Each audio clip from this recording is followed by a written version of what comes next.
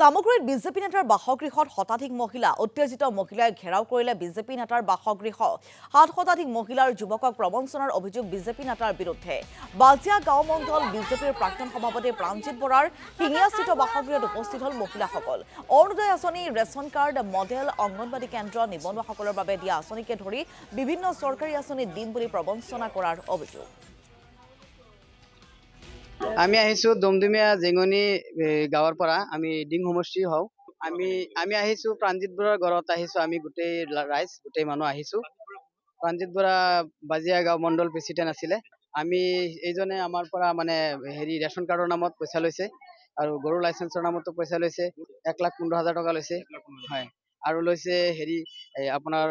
ration কাৰ্ডৰ নামতো পইচা লৈছে অৰুণোদয় দিব বুলি অৰুণোদয়ৰ নামত পইচা লৈছে গতিকে বিভিন্ন আঁচনি বিলাক টকা নিবনুৱা যুৱক যুৱতী স্কিমৰ নামৰ আঁচনিৰ বাবতো পইচা লৈছে গতিকে সেইকাৰণে আহি পেলাই আমি আজি প্ৰাণজিৎ বৰাৰ ঘৰখন আমি ৰাইজ লৈ আহি পেলাই ঘেৰাও কৰিছো গতিকে সি এতিয়া ঘৰত নাই ঘৰৰ পিছফালেদি সি পলাই গ'লগে গতিকে আমি এইটো